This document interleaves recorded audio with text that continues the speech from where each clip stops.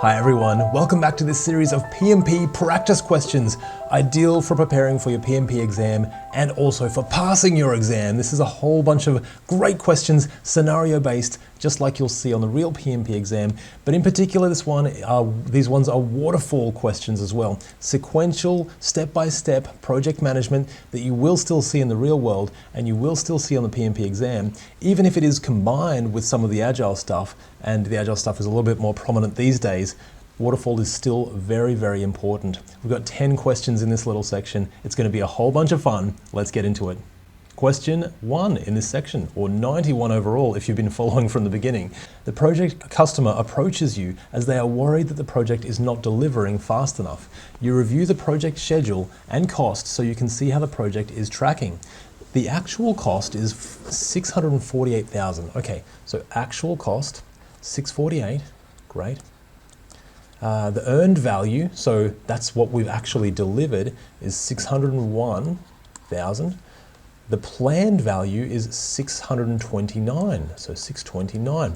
That's what we thought we would have done and delivered at this stage. So the actual cost, so we're over budget here. So we're over budget, we've spent too much money when we haven't delivered what we thought we would have delivered. Otherwise we'd be at 648 for our planned value as well, but we're not.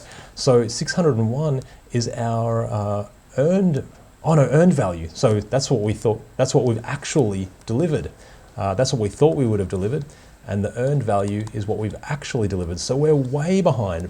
So we're way behind on our schedule because we'd planned more than this, and we're way behind on our cost as well. So let's have a look. Ahead of schedule? No. Ahead of schedule? No. We're behind on our schedule. Now, are we behind on our schedule and over budget? I think that's our one. We're not under budget, so because otherwise these would look very different. And comparing the earned value to the planned value to the actual cost, that's an easy way to do it without any formulas or anything as well. We can just put them next to each other and see where we're actually sitting. So let's go with answer C. And there it is. The question is about earned value analysis. And this is the actual formula if we actually do want this. Sometimes these are tricky to remember though, so there are a lot of formulas around earned value management. But let's see what we've got. Earned value minus planned value. Okay, so minus 38,000, we're behind schedule.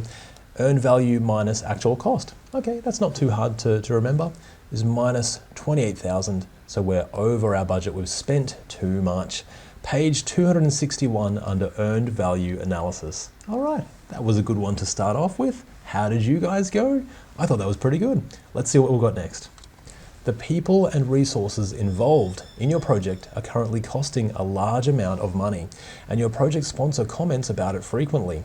You check how the project is tracking. Okay, we've got some more figures. This is good. Planned value, what's at the top? Okay, great. Planned value is 840 over here. Earned value is 795. So that's what we've actually delivered, but we're behind what we said we had delivered, we'd planned to deliver. Actual cost is 755. So we haven't spent as much as we could have spent for all of these things. So we're way behind on our spending. So we're under our budget, in other words. Okay, so we might have money to spend here, but we're also behind on schedule, so we need to bring it back up to speed. What are we going to do here? This could be good. Utilize the project contingency reserves. We don't need to do that because we're behind on our budget already. So we don't need to dig into any reserves just yet. Raise a change request to reduce the project scope and bring the cost back on track. Again, our actual cost is below everything else, so we're okay from a cost perspective. Reduce the project resources to bring the project cost back on track. Again, they're being very kind to us because we know that it's not the cost that's the problem here. Add more resources to bring the project schedule back on track. That's our clue. And we can add more resources because we've got a little bit of money to spare. So that's very good. I think we're going to go with answer D. Excellent work. Schedule variance. Okay, and it's given us more formulas. Like I'm going to remember all these formulas. But they are good to know, and you probably won't come across them in the PMP exam these days, to be honest. But they are still good to know, guys. So, Let's check them out. Schedule variance is earned value minus planned value. Oh, we did these before. Cost variance is earned value minus actual cost. So we're behind schedule, but we're under budget. So that's what we said. Despite the sponsor's comments, the project is actually behind schedule, but under budget. So we can add more resources and cost to the project to bring the schedule back on track. And this will happen in the real world. Sometimes our perceptions are different to the actual reality. Let's get the real world data and figure out what the actual story is and make decisions based on real life data. That's the good stuff. Page 262 under variance analysis in the PMBOK Guide 6th edition. All right, that was really good as well. Let's see what we've got next. Team members from parts of the organization have been assigned to your project at an agreed level of 50% availability. Okay. As the project progresses, you notice that they are being pulled back into their normal roles. You also notice that your project is falling behind schedule. Wow, this is starting to really go off track here. So we're going behind schedule and our resources are disappearing. Not good. What are we going to do about this? What are we going to do next? Talk with the project steering committee and arrange for more resources to assist your project. We might need to do this down the track, but this is not the first thing we're going to do. We want to manage this situation first. Can we talk to the resources? Can we talk to their managers? Can we figure out, can we do something else? We need to manage this before we escalate this, pretty much. Okay, talk with the functional managers. Okay, ooh, this could be good. Negotiate. I like that word. We're negotiating, giving a little, taking a little. We need to figure out a way forward and problem solve. Clear and written assignments with reliable scheduling priorities. Wow, okay, now that sounds very mature. Very good. That's a good approach, actually.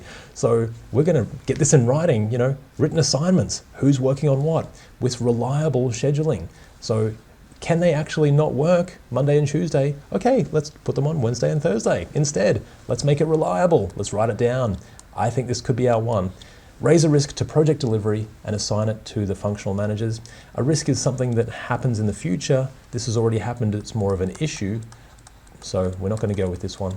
Raise an issue in the issue log and raise it at the next project working group. I think it's a bit more urgent than that. Yes, we will probably need to raise an issue in the issue log. That could be another good one, but also we need to we actually need to actively manage this like we were saying. So if it was between this one and this one, I think let's go with using our negotiation skills and project management skills. I think we're going to go with answer B. Okay, well, it actually could have been either one, so that was pretty good. This question refers to interpersonal and team skills and negotiation. The best way is to approach a problem directly, clearly, and collaboratively with the functional managers involved. Page 332, 333, under interpersonal and team skills, functional manager, in the PMBOK Guide 6th edition. So that's very good. You can check that out for yourself. And that was a really, really good one to go through. A good real world scenario too. All right, how did you guys go? I think we're getting through these pretty well. Let's see what we've got next. You've been planning a project with the manager of a functional area who needs to increase their profit by 57% in the next 3 years. You're helping him put together a business case. He's come up with 18 different project ideas to reach the goal, but that will take approximately 7 years. Okay, wow, this is quite big and complex. It's a bit of a program here. The manager pushes you to find a way to do them all in 3 years. What will you do next? Wow, okay. Well, okay, we're going to have to see what options we've got because this is a bit tricky. Will we prioritize? This could be good. Prioritize the ideas based on impact and cost. So what's going to have the biggest impact and what's going to cost the least. Let's put those together and prioritize those from top to bottom and note the required, desired, or optional next to each of the features or each of the projects in the business case. I think that sounds pretty good actually. Also a pretty good approach there. Let's see what else we've got just in case. Advise the manager that good things take time to deliver. Wow, okay. A sassy response. That never goes. I mean, that we'll never have any problems there, will we? Of course. And look, I mean, we may be tempted to say these things sometimes, but honestly, it's often easier if we work with people and try to be mature. Like those other questions that we saw, that mature response actually often works really, really well. So let's say no on this one for now, even though it might be tempting. Add the appropriate amount of cost for extra resources to your project plan to get the work done. Maybe, but we need to get that approved. So that would need to go through the proper process. So that's a maybe for now. And then maybe based on that, they might reduce some of the scope anyway if they say that it's going to cost too much. So, but I think a better response is still prioritizing based on our biggest hitters, our biggest impacts. Set a meeting with the functional area experts and ask them to pick the top ideas for delivery. They're asking for all of them anyway. I don't think, look, honestly, I think it's better to prioritize based on impact and cost rather than just their wish list, because you will see that people pick their pet projects in the real world. So you will have, this will happen to you all the time. You know, this is just the way of the world in projects. When people, everything is a must-have when you ask them. So I think if we bring a proper process to this, let's go with answer A. I think that's going to do it. Great stuff, guys. The project business case includes analysis of the situation, which includes decision criteria by the various courses of action that may be assessed, output in ways such as required, desired, and optional. Okay, that was a bit of a confusing sentence, but the analysis, so this is for our business case. And okay, so the various courses of action. So in other words, what are we recommending in our business case? And for us, we're recommending the top impacting projects and top impacting features. Those are the ones that we want to deliver, and especially if they have a low cost as well. So that's the way that we're looking at that. Page 31 under project business case in the PMBOK guide. Now that was a very good question, quite a good real world scenario. All right, we're getting through them, you're doing well. Your project charter has been approved and your stakeholder analysis reveals multiple impacted, highly paid executives with the power to influence your career. Okay, so with our chart here, if we're looking at impact and influence, 1 out of 10, 1 to 10, 1 to 10, we've got high impact and high influence. So these guys they have a lot of power over your career. It's best to keep them happy. As you approach some of these stakeholders, they raise their concerns about the project, how it's progressing, and what it involves. What will you do next? Okay, so we've had similar questions to this. It's engagement and communication. What do we need to do here? Perform an impact over influence analysis on all your stakeholders. I feel like we've already done that because that's how we got here in the first place. So let's put a maybe for that one for now. Create your project management plan and review its detail regularly with the impacted or influential stakeholders. So that's communicating, and it's communicating our plan and how it's going. I think that actually could be quite good, that one. Let's see what else we've got just in case. Circulate the signed project charter. See, that's just used to kickstart the project. To anyone who needs convincing that the project is needed. So that sort of gets approval for the project and the project resources. But once that's done, we need more information here. We need to be communicating constantly to these impacted stakeholders. I think this is still our one. Reduce your communication. Reduce. Oh, there we go. With most stakeholders, they can't resist what they don't know about. Oh, that's a genius solution. Okay. Now, of course, that will probably go horribly wrong. It might work for a little while because people won't know what's going on. But eventually people are going to start asking questions, and then we're going to be way behind in our communication efforts and our engagement efforts. And so eventually this will come and bite us, this one. So let's put a no for that one. It's always better to communicate more rather than less. Let's go with answer B. All right, good stuff. Developing the project management plan includes creating a comprehensive document that defines the basis of all project work and how the work will be performed. Okay, reviewing this with the stakeholders regularly will assist with their engagement. Very good. The step also comes after the project charter, so that's already happened, and identifying stakeholders in the PMBOK guide, knowledge mapping. Page 82, develop the project management plan. All right, that was a very, very good one to go through. How did you guys go for that one? Do you agree? Does this make sense? I think it's pretty, we're definitely getting through this, and I'm learning a lot about waterfall, which is even better. So that's really good. Let's see what we've got next. You have just created your project management plan and are reviewing it with your stakeholders. It includes the subsidiary plans of scope management, schedule management, cost management, resources, and quality. Some of your stakeholders raise concerns that they cannot see what needs to be baselined or how to measure the project performance and changes. So we measure the project performance against the baselined documents. How are we tracking? How are we actually going compared to what we said we would do?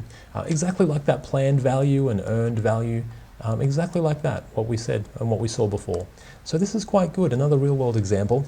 What will you do next? So I think we're just asking about baseline documents here. And to figure out what needs to be baselined, that information is in our configuration management plan. It's like what needs to be configured. We put anything that needs to be configured in the configuration management plan. So let's see if we've got something here. Advise your stakeholders the information they need is in the subsidiary plans. It's actually not, so that may not be true. Not the ones that we've mentioned anyway. Meet as often as needed with your project stakeholders to increase their engagement and acceptance of your project. I mean, that could work, but it's not particularly about the baseline information, is it? So let's put a no for now. Show them the project budget timeline with costs projected on a schedule. That's just one part of what we're asking about here, but what is actually baselined? Still don't know. Create the configuration management plan. That sounds promising. Change management plan and performance measurement baseline with your team. Wow, okay, we've gone all out there. So it's not just configuration management plan, we're gonna do a whole bunch more and include them in your project plan. I think that's gonna be the one. Let's go with answer D. There it is. The configuration management plan is what needs to be baselined. The change management plan is how to process changes. The performance measurement baseline is an integrated scope, schedule, cost plan to measure our performance against. Well, that's good to know. And all are additional parts of your project management plan that you can include in your project management plan. So page 88, project management plan, additional components in the PMBOK Guide 6th edition if you want to check that out for yourself. And that was really good. I've learned another thing today, so that's very, very good. I think these are going great. We've only got a couple to go. You're doing great. Let's keep going. Part of your project work needs to be outsourced to a supplier. You are asked to ensure that the cost for the outsourced portion of the project does not include 1.2 million. And if the work comes in under cost and ahead of schedule, you may provide additional money to the supplier. What sort of contract will you work with your procurement office to prepare? Okay, all right, we're looking at contracts here. It's pretty straightforward. And we have got a fixed amount or a ceiling, 1.2, and if the work comes in under that, then we can provide a bonus. So this could be good. All right, I think this should be pretty straightforward. Create a firm fixed price contract for the seller. That's just one fee, one price, no bonuses there, so we'll say no for now. Create a fixed price incentive fee for the seller. That gives them an incentive if they finish early, or if they, or if anything else, something specific that we say. For example, if they, come in under budget, then maybe we'll give them a little bonus anyway, for example.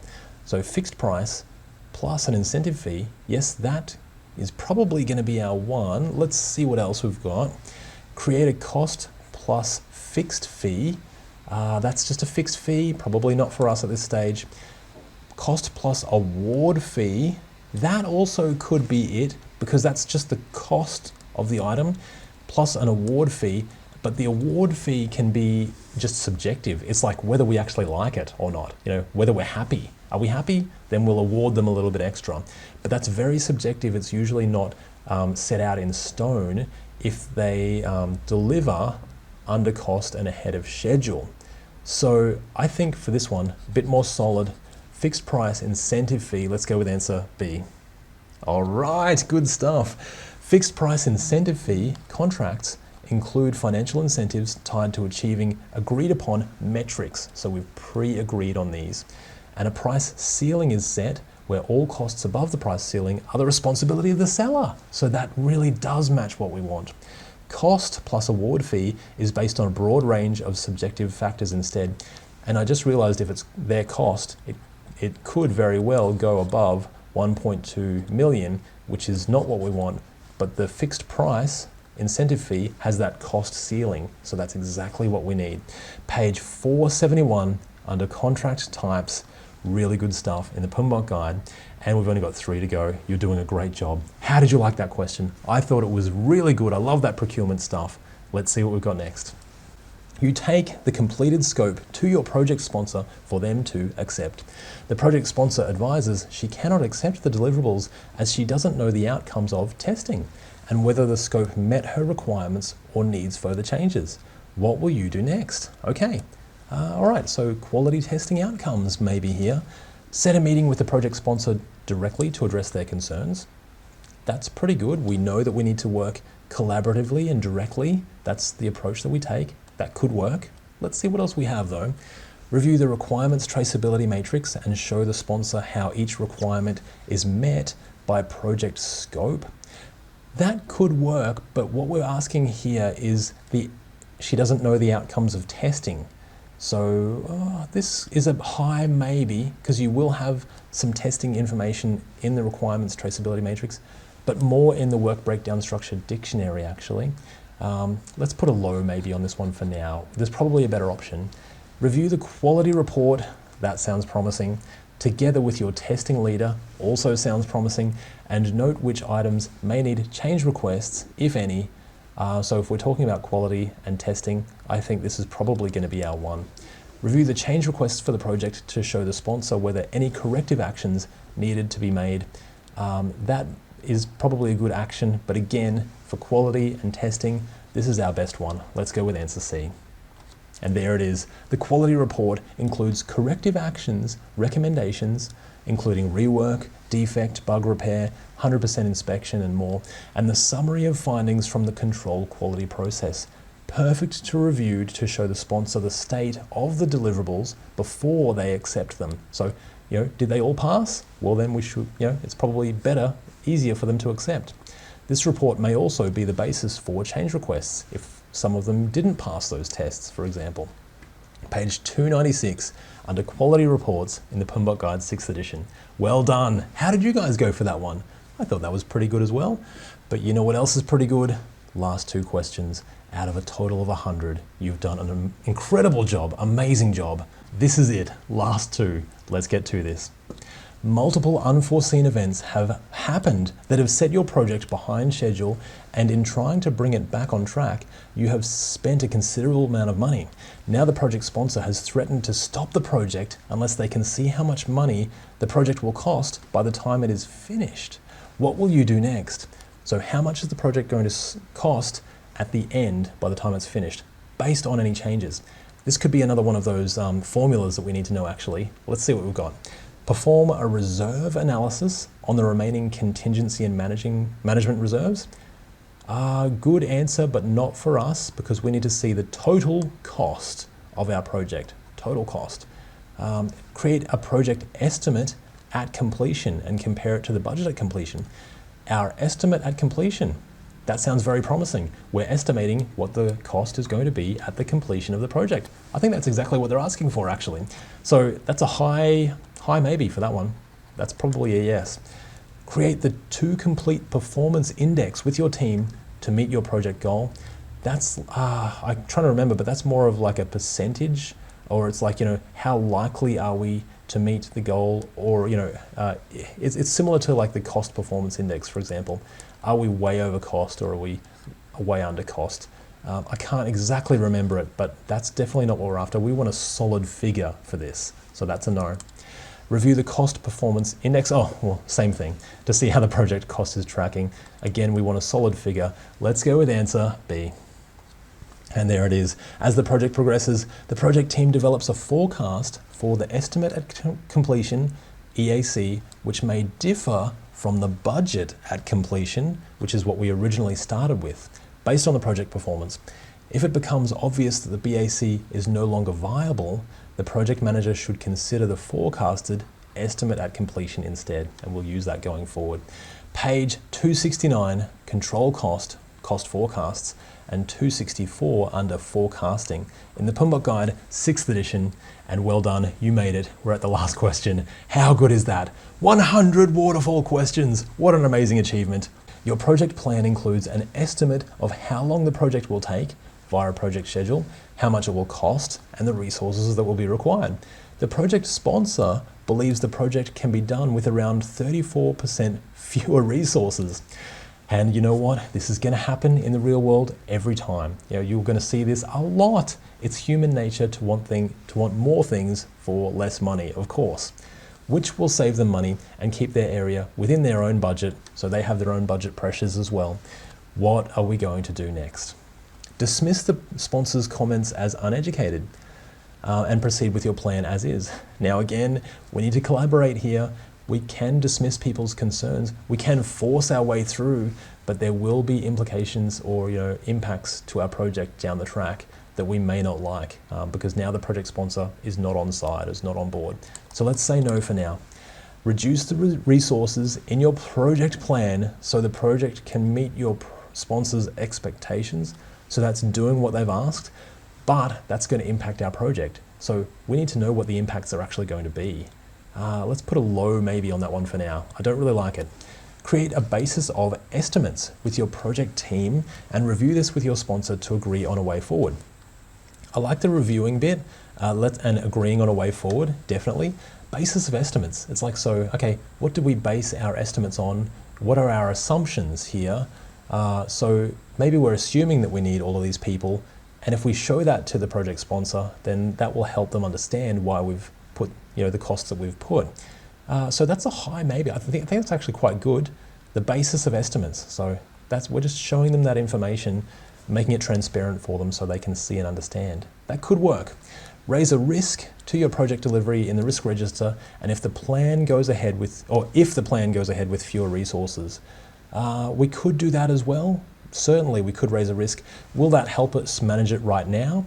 Probably not. So I think our direct and collaborative approach here is probably going to be answer C, and that does make a bit more sense with the basis of estimates. Let's go with that one. All right, excellent. The basis of estimates should provide a clear and complete understanding of how the estimates are made, including any assumptions, constraints, and ranges. So maybe we're actually at the top end of our range and we could potentially bring it back in a little bit, and maybe it's still going to be okay. Maybe they'll agree to that instead. This will help the project sponsor understand the reasoning behind it and agree on the best way forward together. Page 204, basis of estimates in the PMBOK guide, 6th edition. And you know what else we've done together is all of these wonderful waterfall PMP questions to help you pass your exam, which I absolutely and truly believe that you can do. And I cannot tell you, passing the PMP for myself really impacted my life in a very positive way. It really helps people see that you have the skills to manage projects, to work in projects, and people who work in projects typically get paid more, and there's always project work going on. So I'm telling you, you are doing the right thing by doing this, but not only that, you're gaining skills that will help you for a lifetime. It's a truly wonderful thing. I really believe that you can pass the PMP. Keep going, keep practicing, and I'll see you in the next couple of videos. Bye for now.